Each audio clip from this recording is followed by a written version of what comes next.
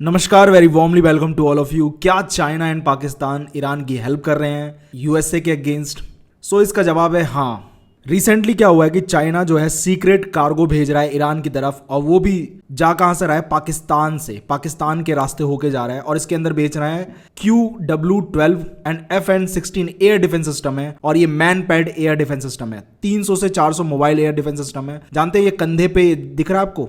ये कंधे पे रख के मिसाइल जो चलाते हैं, और इसमें हीट सिकिंग मिसाइल होता है। ये कोई भी अगर हेलीकॉप्टर उड़ रहा है उसको उड़ाने के लिए काफी बढ़िया मिसाइल होता है। तो इसमें ट्रम्प ने क्या जवाब दिया है?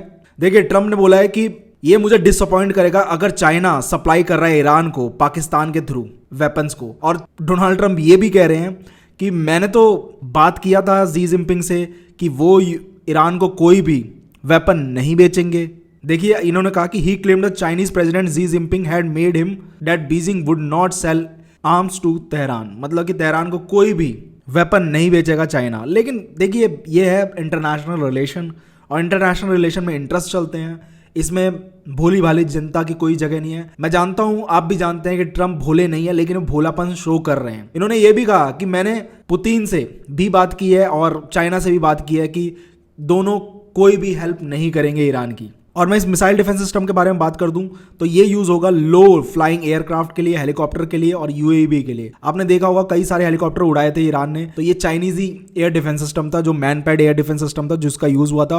और अब और ज़्यादा ट्रांसफर हो रहे हैं, और ज़्यादा सप्लाई हो रहे हैं ईरान के पास, तो ईरान और ज़्यादा स्ट्रांग होता जा रहा है। तो इससे साफ पता चलता है कि ईरान इतना ज़्यादा टिका इसलिए है क्योंकि बैक से बहुत ज़्यादा हेल्प होती है। और आप ये भी समझ गए होंगे, प्रॉक्सी वॉरफेयर खेलना बहुत आसान होता है, डायरेक्ट वॉरफेयर करना बहुत मुश्किल होता है। यूएस जैसी बहुत बड़ी मिलिट्री होने के बावजूद भी यूएस अभी तक जीता नहीं है ईरान से। एंड ईरान की इज्जत, ईरान की रिस्पेक्ट, ईरान का स्टेटस इंटरनेशनल रिलेशन में वो काफ़ी ज़्यादा अच्छे से बढ़ रहा है। और आप देख सकते हैं, और क्यों बढ़ रहा है? क्योंकि ये ईरान अभी तक टिका हुआ है अमेरिका अगेंस्ट, अमेरिका हो इसराइल के अगेंस्ट, दोनों के अगेंस्ट। और इसके बावजूद भी ये अभी तक माफ़ी नहीं मांग रहे और ये कोई भी कॉम्प्रोमाइज़ नहीं कर रहे हैं। आप देखेंगे कि ईरान के पास कोई भी एयरफोर्स नहीं है, कोई भी इनके पास नेवी नहीं है बढ़िया, इसके बावजूद भी ये टिके पड़े हैं क्योंकि इन्होंने काम किया है अपने ऊपर। और पीछे से हेल्प आ रही है रशिया से एंड चाइना से।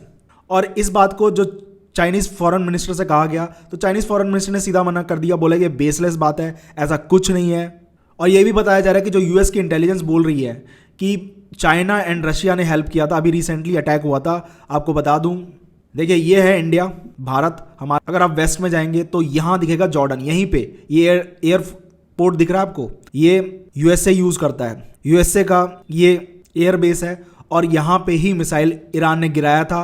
और बताया जा रहा है कि यूएस की इंटेलिजेंस कह रही है कि यहाँ पे रशिया और चाइना ने मिल के हेल्प किया था। लेकिन यहाँ पे भी चाइना ने बिल्कुल मना कर दिया कि बोले ये बेबुनियाद बातें हैं, ऐसा कुछ नहीं है। देखिए, ईरान इतने दिन से वॉर में इसलिए टिका है क्योंकि पीछे से हेल्प आ रही है। एंड मुझे नहीं लगता कि अगर पीछे से हेल्प नहीं आ रही होती तो ईरान इतने दिन तक टिकता, लेकिन इतने दिन तक तो नहीं टिकता। इन्होंने मिसाइल वगैरह सब कुछ बना रखा है, इन्होंने, इनका जो प्रोडक्शन है वो काफ़ी तेज है। इनका बहुत सारे मिसाइल जो कंपनीज है उनको डिस्ट्रॉय कर दिया गया है और ज़मीन के नीचे इन लोगों ने बना रखा है।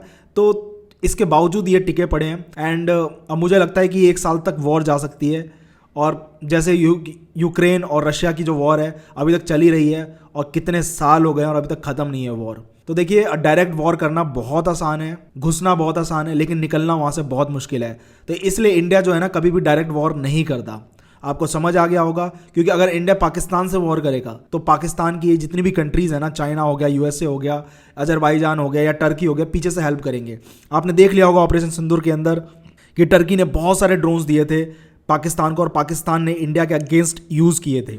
चलो, ये तो हमारा ऑपरेशन बेस्ड मिलिट्री अटैक था, एयरफोर्स अटैक था पाकिस्तान के ऊपर। हम वॉर नहीं करना चाहते थे, इस वजह से ये रुक गई।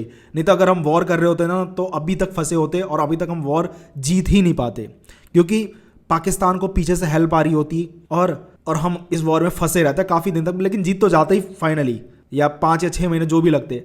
लेकिन इस वॉर के अंदर ये वॉर जो है लंबी चलती, क्योंकि पीछे से हेल्प आ रही होती चाइना की, अजरबैजान की, टर्की की या यूएसए की, जितनी भी हमारी दुश्मन कंट्री है जो पीठ पीछे से बहुत हेल्प कर रही होती पाकिस्तान की। इस वजह से इंडिया जो है डायरेक्ट वॉरफेयर नहीं करता है। तो आपको समझ आ गया होगा, और आपने देख लिया होगा दोनों एग्जाम्पल, ईरान यूएसए वाली वार और यूक्रेन और रशिया वाली वॉर के अंदर कि कहाँ देखिए प्रॉक्सी का कैसे यूज़ होता है एंड डायरेक्ट वॉरफेयर करना बहुत ज़्यादा खतरनाक हो सकता है किसी भी कंट्री के लिए। किसी की कंट्री की इकोनॉमी बर्बाद कर सकता है एंड किसी कंट्री की लोगों का नुकसान कर सकता है। बहुत ज़्यादा कैजुअलिटी होती है, काफ़ी लोग मरते हैं, तो इसलिए डायरेक्ट वॉर नहीं करनी चाहिए। तो इसी बात पे वीडियो को एंड करते हैं। नेक्स्ट वीडियो में मिलते हैं। जय हिंद, जय भारत।